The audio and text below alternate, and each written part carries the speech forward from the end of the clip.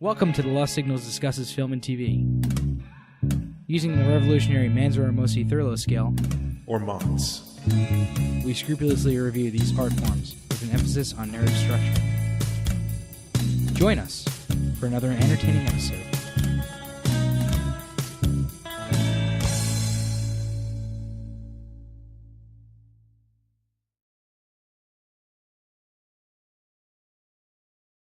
Hello there, and welcome back to the Lost Signals Film and TV.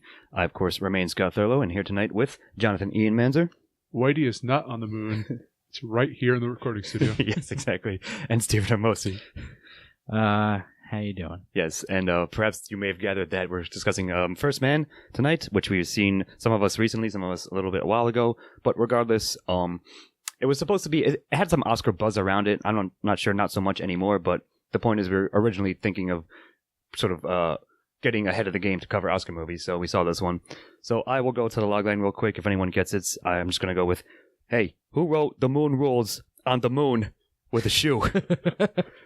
So anyway, yeah, you guys like that one? Hope you enjoyed that out there as well. Moon Rules number one. Yeah, that's a deep pull, kind of. But anyway, let's go to Steve-O with the plot. All right, so the plot of this movie is Neil Armstrong exists in the world, and then he has a job at, it's not exactly NASA. It's like some kind of... I think it's the Air Force or something like that. Yeah, he's flying planes into the atmosphere and then bouncing off the atmosphere scarily right in the beginning. It's a job that seems like they're about to like bench him because he's got problems at home. It turns out that his daughter has cancer, I believe, yes. And then she dies very quickly, actually. They do not... they don't linger on it. Yeah, they definitely don't linger on it. They don't make it saccharine. It's just like, oh, this is sad, and now she's dead. Yeah. They move past that pretty quickly.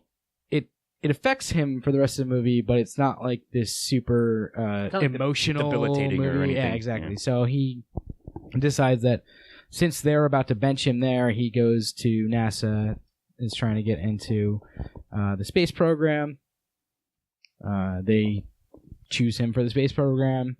He does a lot of work, throws up a couple times on it.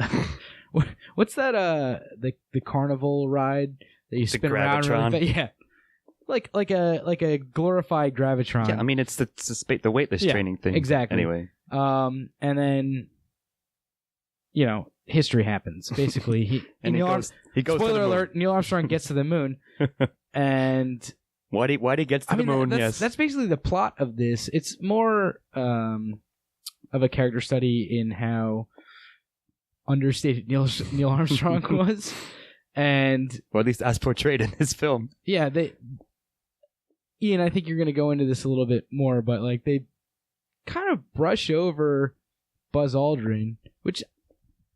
I mean, he's there, but not a lot. I wasn't super mad about, but he is like the most overstated character in this movie for sure. Yes. I'm sorry, he's the most interesting character in this movie. It goes a lot into like the family lives of the astronauts that are working on the project and things like that, and like their connections as friends and things like that. I like the movie. It's not super plot driven though. True. It's a plot that everybody knows, and they don't obviously deviate from that. Perhaps if you don't know the full history, one of the surprises is the amount of people that died trying to get to the moon. But even that is kind of, I don't want to say obvious, but it's there. But again, they don't dwell on it. They talk about it. It's Neil's wife Janet says like, oh, we got really good at going to funerals like for a while because when he was in the Air Force or whatever, there were a lot of people that died. Whatever, doesn't matter. That I've already said the plot. Now I'm just kind of pontificating on it. What do you guys think? So there are 3 different movies here. Mm-hmm. One part, and this is the part I like the least, is Neil Armstrong's home movies. Yes. Then Space is Scary movie, which is done very well. I mean, considering some of this is more frightening than Galaxy was if either of you guys saw that movie, because it has that sense of obviously the realism is a biopic, but it makes going to space seem very daunting. I agree with that. Yeah. And then there is the historical aspect, which is not as you said, America's struggle to get to the moon, also the space race, the backlash that was going on there, because I grew up in a point where we've been to the moon. It was this great event in the history of the United States, and then this one, it always seemed like everyone had a positive look at this, and to see how negative it was viewed surprised me. That's actually a really good point. I didn't realize how negatively some people were, how against it. Some of the public opinion stuff. Even Kurt Vonnegut was questioning whether it was just worth spending, and I'm a huge Vonnegut fan, so that's saying something. Sure. Points against going to the moon. Vonnegut wasn't for it, but anyway, go on. This is so one of the first when you first see Neil Armstrong at home. He's wearing a blue shirt, blue collar, and they kind of really establish him as this salt of the earth, everyman kind of guy. Yeah. Any man, no matter how boring you are, and God, Neil Armstrong's boring, could end up on the moon.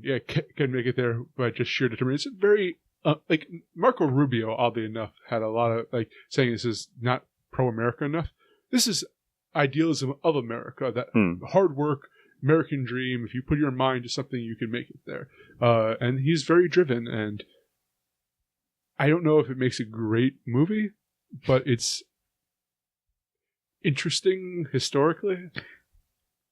So here's what I'll say. I think that this movie, I enjoyed it more than The Martian, which I enjoyed quite a bit.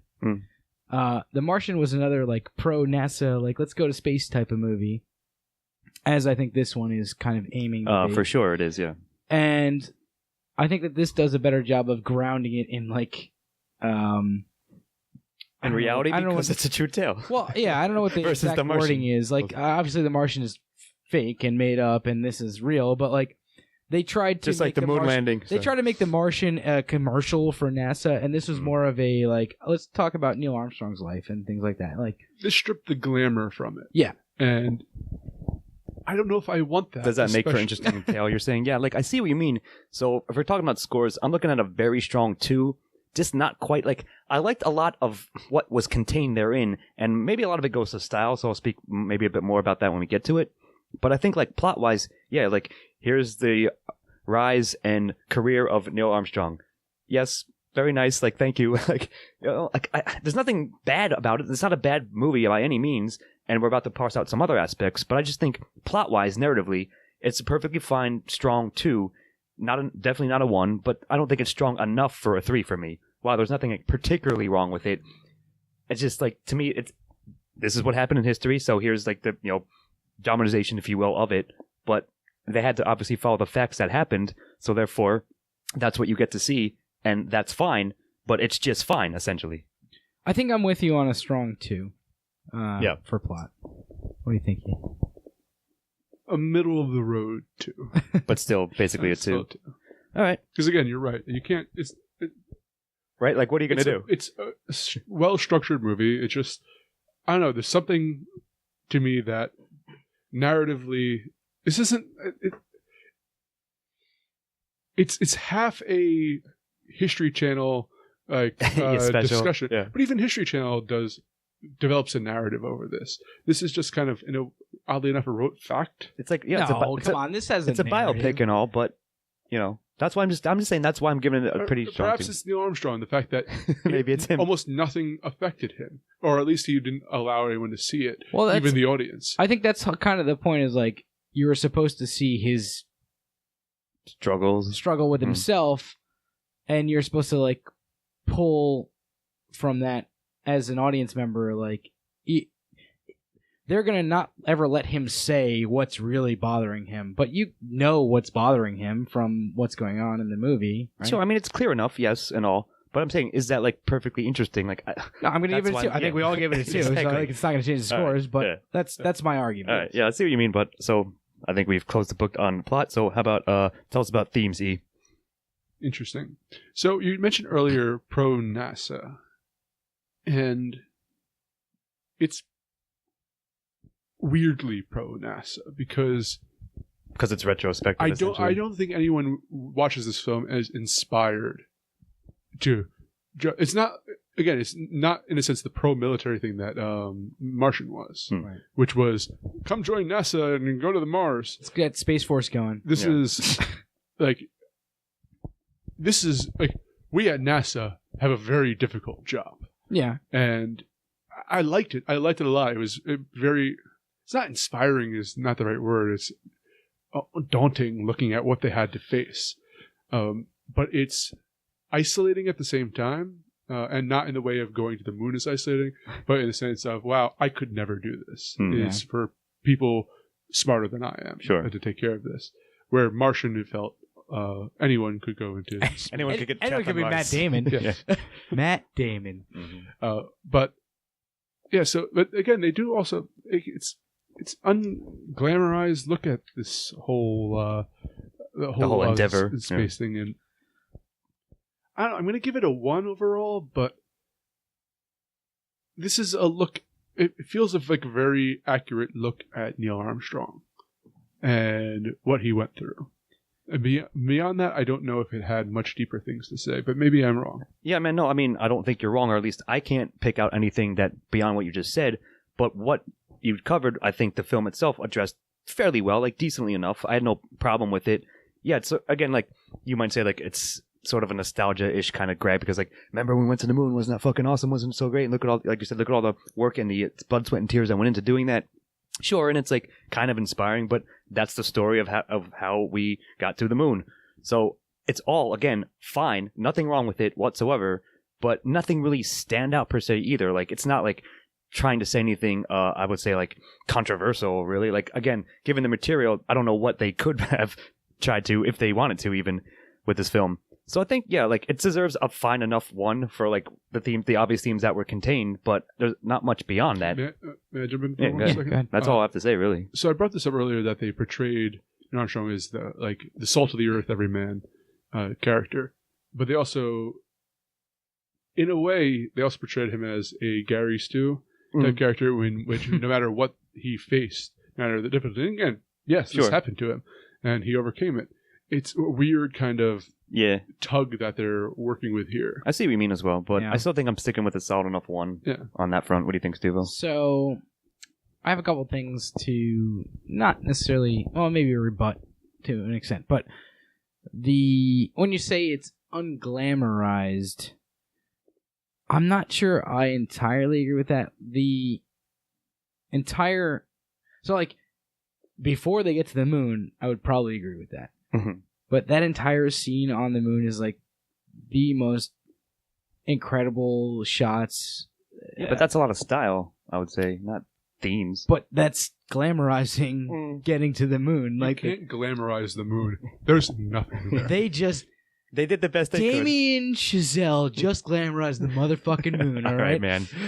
I thought that was gorgeous. Like, that whole... everything from when they get to the moon until the end of the movie is just gorgeous. I mean, I think the whole movie is gorgeously shot, to be honest. I'll tell you guys that right now. When it comes to style, I'm going to give a lot of points to that. But like, that whole thing is like the glamorization of... Guess what? Yeah, it is a lot of hard work. It's a lot of fucking bullshit. You're going to have to watch your friends die. You know, you're going to have to deal with all of this terrible, terrible stuff. But in the end, is it worth it? Yeah, because you get to see you get to step onto the moon, you know? Like, that, and like, I think that's kind of the theme of this movie. I can imagine Buzz Aldrin, his first thing saying about going upon the moon was, "We ain't found shit." I'm surprised he didn't just go, "Yahoo!" Yippee-ki-yay, mother mooner fuckers. Yeah. But sure, like, I mean, I get what you're saying there too, for sure. Just, now that you pointed out, yes, that seems to be true of the film and its thematic sort of over trappings, if you will. But again, it's all fine. There's nothing wrong with that. Another thing, Americans are fickle people. Yes. We hate the moon. Yeah. We got that. Oh, we got that. Love the moon. Sweet. Yeah. Moon's awesome. Yeah. By the way, so like another big theme is the space race in this, I think, and like. Well, is it like it's a backdrop to it? I don't know if it's really themed, but go on. Like, yeah. I mean, there's a large feeling of like competition throughout this movie, and like we need to. I mean, it's like always gonna be. it's hammered into their heads. Like we need to. Well, that's a theme. I mean, Sure. like we need All right. to get You're there right. before the Russians do. You know, like, and that's like trying to show what's going on here. But before I'm not going to go too deeply into that because I don't think it's a super deep theme. Yeah, but it's that's kind of what I'm definitely saying. there. But I just want to bring up a hilarious joke that I was just reminded of from 30 Rock when Buzz Aldrin was on 30 Rock. The actual Buzz Aldrin was on 30 Yes. Rock, and he He's looks at the moon and asks Liz Lemon if He she wants to wants yell to at it. shout at the moon with him. I And he walked goes, on your I face. walked on your face. Yeah. Yes. while Trust me, while raising his fist to the moon. Oh, so good. It's really funny. It's one of the funniest things in that show that I think. And trust me, I thought of that too, like after the movie for sure. I But give Buzz Aldrin all the credit in the world for doing that scene. I also have to say that this movie is propaganda because, as everyone knows, Hmm. Kubrick filmed the Get the walk on fuck the moon. out. It never Obviously. actually happened, so this is pure fiction. that's what I said earlier. But anyways, I mean, you're giving it a 1 to Look it up, themes. people. Alex Jones says this is true, so it must be. Right. But are you giving this movie a 1 to themes, Steve? I am. I'm going to Okay. give it a 1. Is it all ones? Yeah. Okay. I think we're all giving a solid enough 1 for the various things that were there that were obvious enough. Cool. And maybe not so obvious, but regardless, I will move on to antagonists. So, is it the Russians? Is it like the difficulty of getting to space itself, perhaps? Like, yeah, sure, Neil, like Ryan Gosling as Neil, certainly he was, I don't say haunted, but of course affected by the death of his daughter. But it didn't like prevent him. If anything, sort of rallied him to get together and achieve the dream he wanted to. So, like, I don't know if there's any like person or specific thing that's the antagonist in this film. Maybe again more of a nebulous thing that I usually come up with. But what do you guys think about it? Because I'm not. I really am certain. I have a question mark in my notes. I mean, it's just got to be the pure difficulty of the task that they were trying to accomplish, Sure. I think, right? Like, I mean, that's the first thought. the I fact would say. that- yeah, trying to encapsulate the attempt to get to the fucking moon in a 2-hour movie Mm. is kind of ridiculous to me because of how ungodly insane an idea that is. Like, and, people, like, all three of us were born so we take it for after granted, kind of. Yeah. 69, after they got to the moon. But, like, imagine somebody's like, yeah, I'm just going to fucking take a little trip to Pluto. And, like, that's basically the same thing. Is, like, like, and then they accomplish In it. terms of scale, you're saying yes. I can't even imagine the response of people who like knew a little bit about how hard it was to get to the moon in 1969 when they actually did it. Like, that's got to be that to me, that has to be the antagonist. It's like the pure, and it is nebulous, but it's like the pure difficulty of trying to do Of that task, sure. Like, it's humanity against their own hubris, I guess. Well, I think one of the interesting things was they're bringing up that basically flight only was just invented. Yeah. Like And now 70 they're- years before that or something. And true. They did say that. That's right. There was a line about that. Actually, one was the first flight was 1913. Something like that. So that was 1969. So it was 50 years before that, basically 55 years before that, 56. Sure. Like, that's nuts. We just figured out how to get off the ground, and now we're gonna get out of the planet and onto the moon. We just learned to kill people with these one flying machines. Now we gotta invent another one. Yeah. Well, I mean- luckily there's nobody in space to kill. So Not that's- yet. Not yet. But I mean, like, Space Force. yeah. So I think you kind of got me on that one. Yeah, like that's the first thing I was thinking. I just wasn't sure if it was enough, but I think you made a good argument there that it is. So what do you think, E? Well, there's also, I agree completely with that. I think that would be the primary antagonist there. But there's also, as much as I hate to say the Russians because It's always current the politics, Russians. but they're obviously Hmm. competitors Mm-hmm. to this end, driving this initially, but eventually actually it becomes a race against the clock, Yeah, against losing their funding. true. And that is definitely and heavy antagonistic force towards the end of the movie. The other thing that I really love is like if you LBJ, I think is the yeah, well, yeah, exactly. LBJ is the real villain. That's pretty funny. But like what I really love about the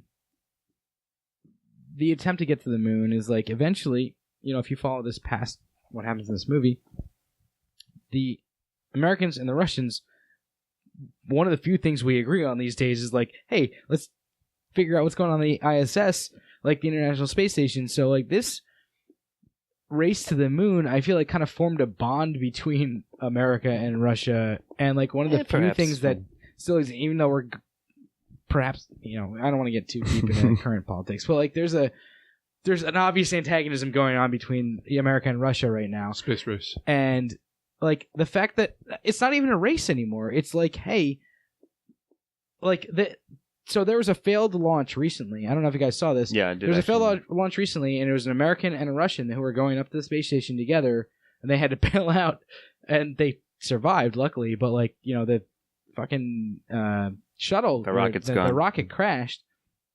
So there's still like, despite all the issues shit with getting to space. Well, no, despite all the shit that's going on between America and Russia, again, I don't want to get into it, but like, despite all that, there is still like, because of the fact that we were the two first to go, like fucking try and race to the moon, there's still like the camaraderie in space, and like, you know, we can work better together on figuring out the space shit. As ambassador of the United States of America, Russia, China, I challenge you to a race to Mars. Yeah, let's get that going. Yeah, you're absolutely right. This, a bond. Yeah, Mars forever. And I kind of like that, but like, you know, so I think we're gonna all go ones on. Yeah, I think it looks like. Even though I do agree that Russia was the a partial antagonist in this. Yeah, one, but like I said, like I'll just briefly just that, like the brief as I possibly can, because of the history there. Like that's going to be the case always. Like it was there in Hidden Figures, even like any movie that is set in this timeline and is about this topic is going to have that by default. Yeah, but sure, I mean it was there and it was fine. So let's move on. You can talk about Neil Armstrong himself, Steve-O, with the protagonist. Sure. Or actually, I guess Ryan Gosling as Neil Armstrong. So we might run into some this will be interesting here. Like I really liked Gosling as Neil Armstrong. Yeah, he was understated as he was supposed to be in the movie. Like clearly, like they weren't like, hey, emote the shit out of this, and he was like, nah, I'm not gonna do that. I don't know what Neil Armstrong was like as a actual person. I hope that Ryan Gosling does slightly more than me, and I hope for sure that the people that wrote the script know what he was like way more than me. But I think that Gosling did a great job of showing that under the cover emotion, and he's good at that. Like, you know, he's a good actor for that type of role. But I think that this is like so as opposed to one of the more recent movies I saw him in, The Nice Guys, he doesn't really, he lets everyone else do the like small little jokes that are in this movie. I mean, there's not a ton, but there are like little moments of levity. They're not really mostly from Buzz Aldrin. They're from who played him. He does a few of them, but they're like based on his like surliness and like his sullenness, I guess.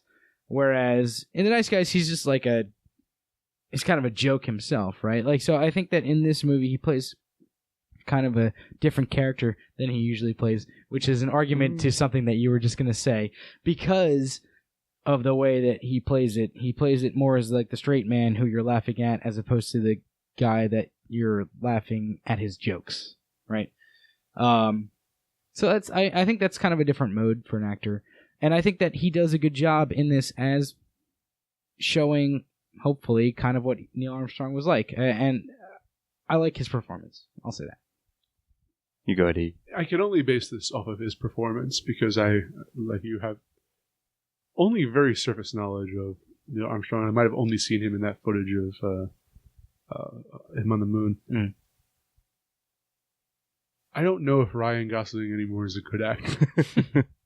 This made me actually question it, because I saw him in Drive, where he's playing a very stoic person who hides the emotions. I saw him in Blade Runner, where he plays a very stoic robot, and I'm watching him play a very stoic astronaut in this. Granted, he does do some subtle, like, emotive things which work well, but I'm not questioning his range. And there's a difference between like being subtle and being wooden and being understated and underacting. And I don't know anymore. On that part, he's playing Neil Armstrong in Neil Armstrong's biopic. So I have to assume that this is an accurate portrayal. Or very close as you can get it, sure. And I thought Neil Armstrong is not an interesting character, but they make reference to that. So like, he's like, I shouldn't be at the White House. Like, you should send other people here. Yeah. For the love of God, why did you send me here? Not me, yes. I forgot about Never that. me. And I'm going to give it a soft one, because I'm giving Neil Armstrong himself a soft one for his ability to make an interesting narrative. All right, yeah, like, I see what you mean. We were sort of discussing this as a central thing precast that, yeah, it's like, no one makes a blank face infused with such emotion as Ryan Gosling does. So, like, yeah, I noticed that too. So, like, maybe it's not that I don't want to say typecast, but, like, he gets these roles because he's able to do that. But it's sort of like, I don't want to say a one-trick pony thing either, but I totally noticed that. Yes, he's very undersold, like, very subtle, and that's fine. Like you said, in theory, that's how Neil Armstrong actually behaved and how his personality was. So if that's a close correlation, then okay. But the portrayal itself, like, does feel like you want. Sometimes I'm like, maybe they could do something more. Maybe he could say something more here, or anything at all. In fact, right? But like, again, like, I think I might take a cue, like, give Neil Armstrong as the actual person a 1, because in theory, again, Gosling based his performance, at least to some degree, upon the real person. From what I understand, his 2 sons liked the movie. Yeah, okay. So I have to assume they're an authority that on what it's their okay. father was like. So, like, yeah, I'm going to give him kind of a default 1 as well. Like, it's maybe just the movies he happened to be in recently. They're like, play a robot, play a stoic guy. Like, you know. Also, I will say it's a very emotional scene when he is forced to say goodbye to his 2 sons. Like, so the thing is, he doesn't play it emotionally, which makes it emotional. Like, that's kind of my take on it, right? Is like, because he is kind of trying, and you can see that he cares, but he's unable to. It's hard for him to express it. Portray that. By no means am I saying that this is a bad portrayal. Yeah. Nor am I saying that Ryan Gosling doesn't do this character type very well. I just want to see him do something else before. Yeah. I'm not saying he has to be Gary Oldman. I'm just saying I would like to see him do a little bit something different one day. I would like to see the biopic of Gary Oldman's life played by Ryan Gosling. Maybe see how it goes. Maybe someday they'll make that movie. It sounds great. Again, perfect pitch it to Hollywood. But it looks like we're all giving him a 1. All right. Yeah, I'm gonna give him 1. So let's move on to secondary supporting characters. That'll be you, E. Buzz motherfucking Aldrin. Yeah, man. Oh, BMFA? Mm-hmm. He is by far the most interesting character in this film for what little screen time. For like the 10 minutes or less he shows up for. He should have been the protagonist of this. Or maybe even breaking a little bit with history. Like sharing space with him. Again, he provided a levity that I needed for this film, but it wasn't too often. Yeah. Everyone else is sort of a Neil Armstrong-like character. The guy whose last name is White, Ed White? Ed White, yeah. I recognize him from a couple of works too. Played by Jason Clarke. Yeah. He did a fine job of playing, I guess, a friend and rival, or sort of. I mean, they were like friendly competitors, kind of. Yeah. And I thought he did a good job, and they're like neighbors across the street. Yeah, and their friendship and so forth. Yeah, and it allowed a little bit more of an insight into Neil Armstrong's character, as he tried to befriend a man who it's basically like talking to a wooden post. I suppose. Was it like the one time where he comes in the backyard after Neil has like almost after the funeral, yeah, like leaves, and he's like, "Hey, you should go hang out with your wife. She could use your company right now." And he's like, Do you think I wanted to talk to somebody? You think I came out here because I wanted to talk to somebody? Yeah, I like, remember that scene. Come on, Neil, you son of a bitch. He wants to look at the moon instead. Yeah. So like, oh, sorry, did you? I just had one last person, Neil Armstrong's wife. That's what I was going to say. Yeah. She did a great job. I mean, basically, she had to carry the emotional Janet Armstrong. Had to carry the emotional weight of this film. Yes. And express everything of the Armstrongs that Neil couldn't. So I think she did a fine job. Yeah, her name is Claire Foy, the actress, and I was going to say that like she was probably neck and neck with Gosling, but because she had to, like you just said, that was really well put, that she had to portray the face of like the actual like emotional turmoil and the struggles that they were going with. But I think even given that, I think she played it a little bit subtly as well, but very, very well. I think it worked quite a lot throughout. So I'm going to give her credit on that. And like you said, like what's his name? Corey Stahl played Buzz Aldrin, so we'll give the actual actor credit there. But yeah, I think all those little cadre, like his 8 or 9 like friends in the Air Force / NASA, and even like his director, the flight director guy, like everybody who surrounded his, like, if you will, in Neil's orbit of his life, was again believable, of course, because they're based on real people. And I think the casting was really well done, well chosen there. So I think all secondary, even his kids and like his daughter at the beginning as well, it all fills it out very nicely. And I give them all collectively a 1, even though Buzz Aldrin was, Corey as him, was pretty standout. Yeah, I agree. I think that you guys covered most. Yeah, I don't know. I don't have anything left for you. Sorry. There are literally no characters left. The moon is a supporting character. Sure. You're right. Like the Jason Clarke, who played Ed White, was really good. Yes. A standout to me was Claire Foy, who played Janet Armstrong. I know. Well, I don't.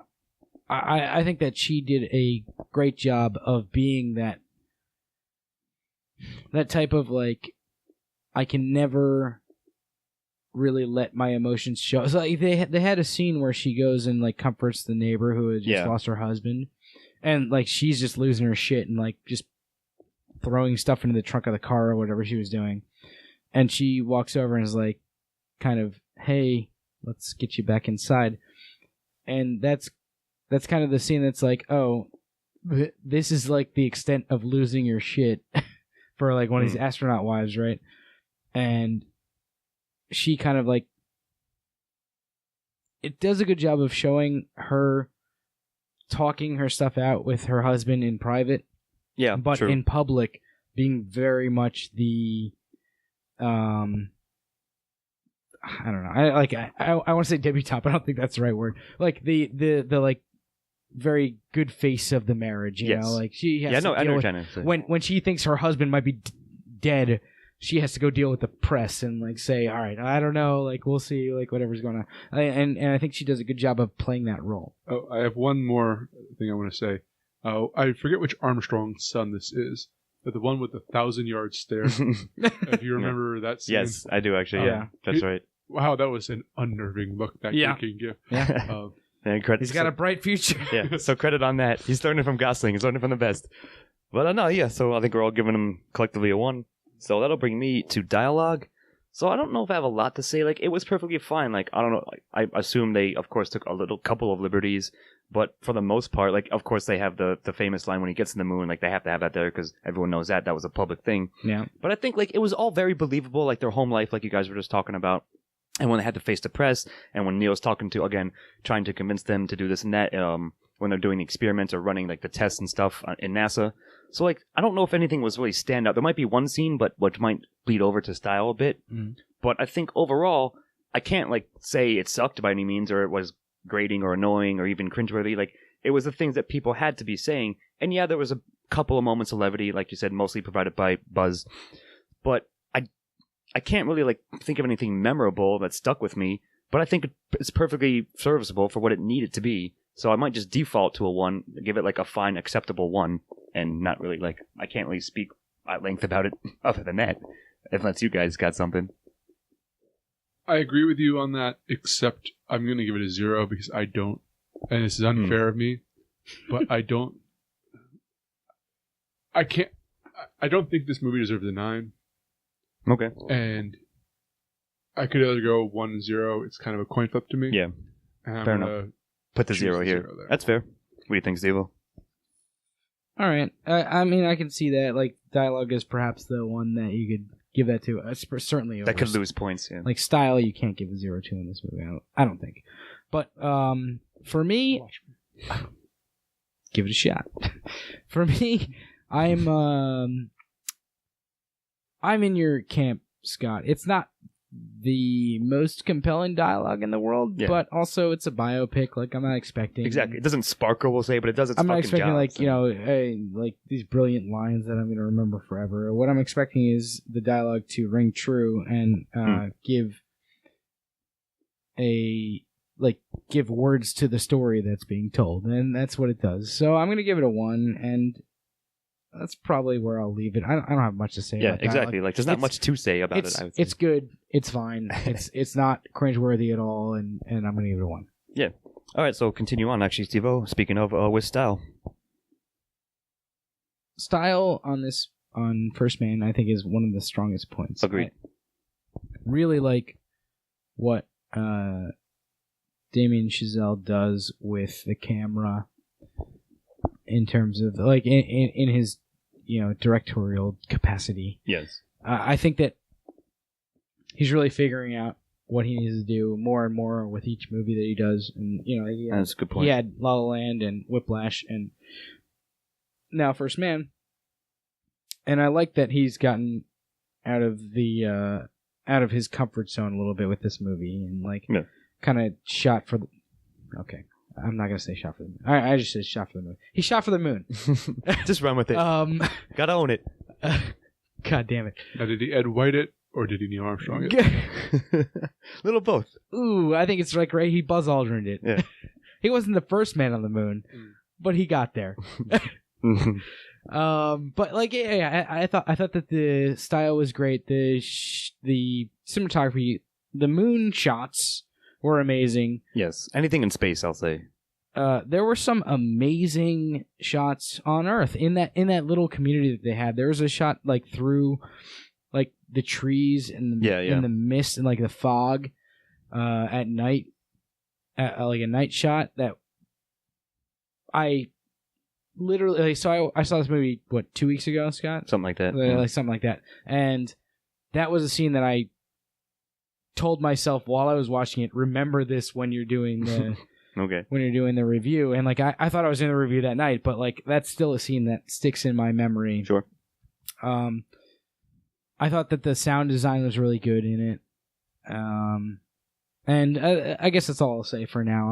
I'll leave to you guys, and if I have anything else I'll let you know after. Okay, so I'll say, like, what I really liked about it, yes, everything you said is correct, or at least, again, agree with it. I noticed it, that especially some of the swooping shots, like the wide shots of space and so forth. But what I appreciated, like, it seems like a weird thing, like, that you might not notice it, but the transitions were, like, super smooth. Like, for example, like, 1961, right? And then they show what's happening. And then, like, it's, again, you've seen this before, like, they give you the year, whatever, but I thought it moved, maybe this is sort of plot, too, but like I said, I'm going to put it in style.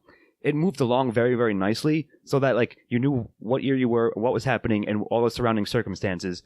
And I wouldn't say, again, like, not a clipped pace, but just a very nice, again, not even brisk, but the perfect pacing, I suppose, I'll say. And I was like, when I was done, I'm like, it didn't feel as long as the movie was, and it's not even that long of a movie. So, like, I just thought it was done very nicely where it kept it up throughout, where it got you to the points that, basically, the major arcing points that it needs to hit.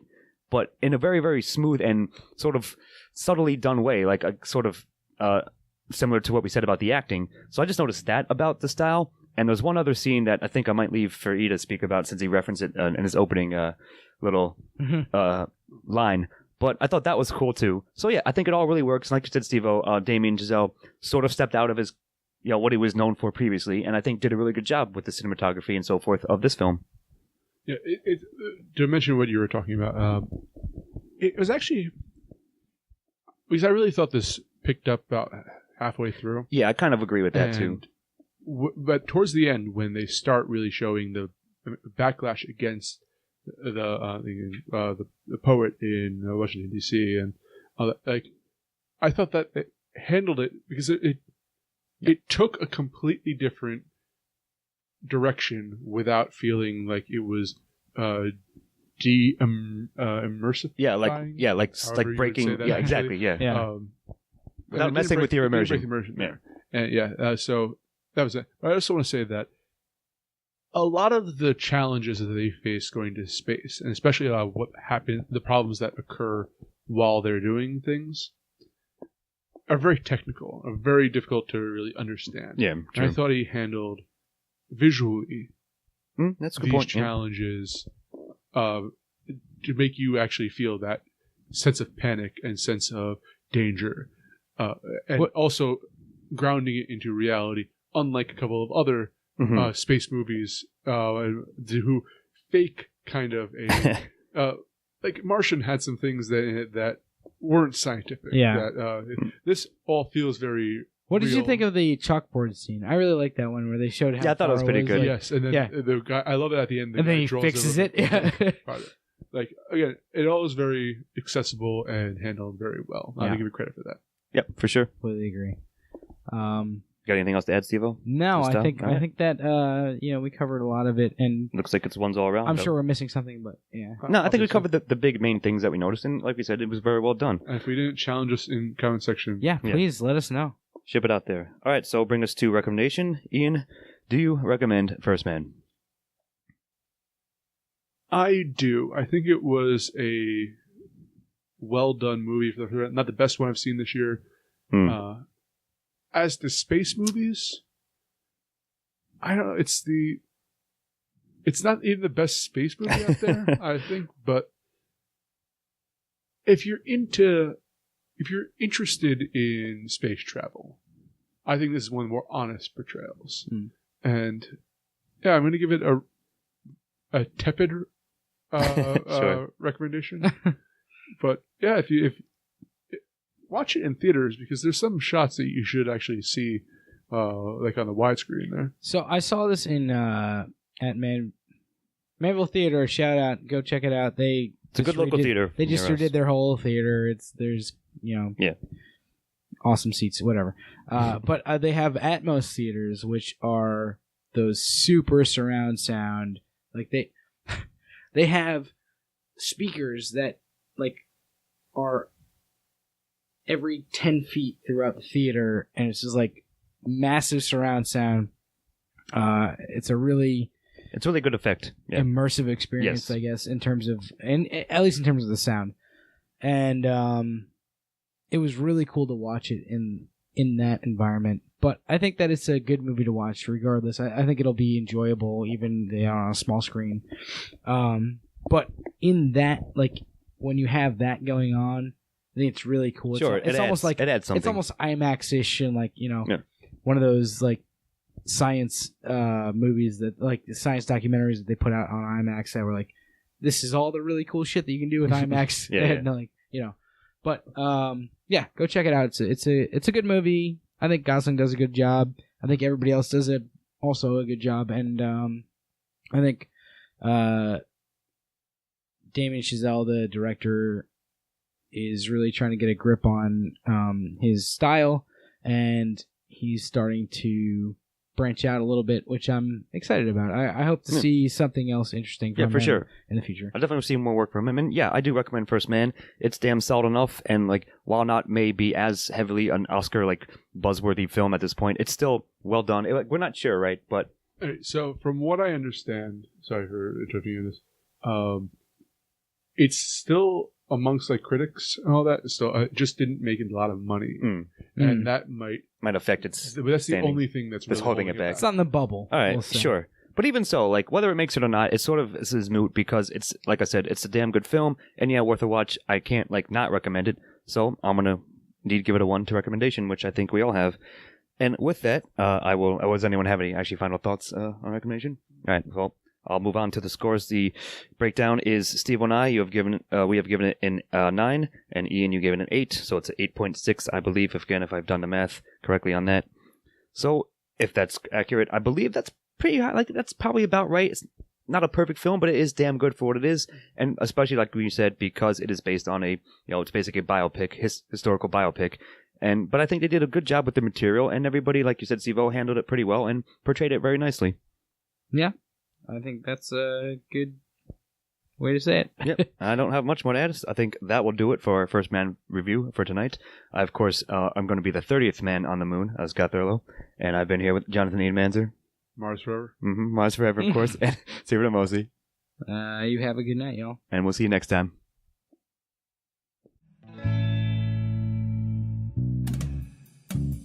Editing and engineering by Scott Thurlow. Music by Christopher Morgan. Check us out on YouTube and iTunes for the shows, and on Facebook and Twitter for updates. Or mods?